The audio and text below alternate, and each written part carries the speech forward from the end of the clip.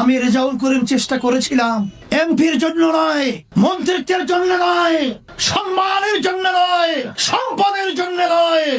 আমি দেশের সন্তান, আমি দেশে জন্মগ্রহণ করেছি। এই দেশটা ভালো হওয়ার ব্যাপারে আমার চিন্তা রয়েছে, অধিকার রয়েছে। চিন্তার ফল হিসাবে আমি দায়িত্ব পালন করেছিলাম। যারা বিশ্বস্ত বন্ধুদের সাথে, যারা এক পথে চলার সাথীদের সঙ্গে ধোঁকাবাজি করতে পারে, প্রতারণা করতে পারে, এরা বাংলাদেশের মানুষ, এদের কাছে নিরাপদ নয়। এই দেশ তাদের কাছে নিরাপদ নয়। বাংলাদেশ স্বাধীন হলো 54 বছর চলেছে। এ দেশকে স্বাধীন করতে গিয়ে লক্ষ লক্ষ মানুষ জীবন দিয়েছিল, পঙ্গু হয়েছিল। বড় একটা আশা আকাঙ্ক্ষা নিয়ে সাম্য, মানবিক মর্যাদা, ন্যায় বিচার প্রতিষ্ঠা। কিন্তু আমরা শুনেছি, বলেছি, বলছি, কিন্তু যারা দেশ পরিচালনা করেছিল তারা একটাও বাস্তবায়ন করতে পারে নাই, ধারে কাছেও যায় নাই।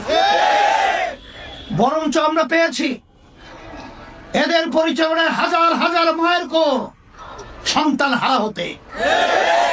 আমরা এদের পরিচালনায় দেখেছি আমাদের দেশের টাকাগুলো বিদেশে পাচার করে বেগম পাড়া তৈরি করতে। এদের পরিচালনায় আমরা দেখেছি যে বিদেশের তাবেদারি, গোলামির জিঞ্জির আমাদের বাংলাদেশের মানুষের হাতপাত পরাতে।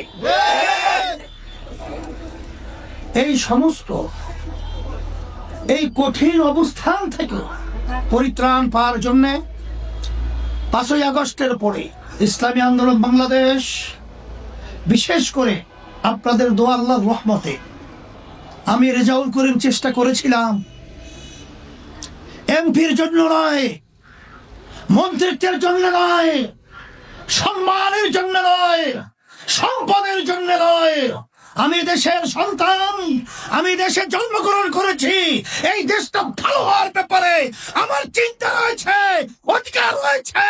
চিন্তার ফল হিসাবে আমি দায়িত্ব পালন করেছিলাম।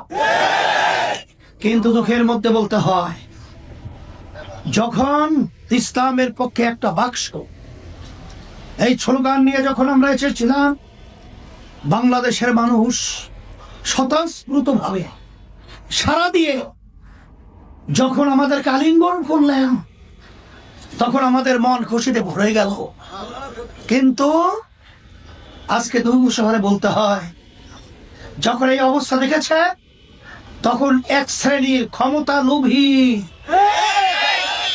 ওরা ক্ষমতা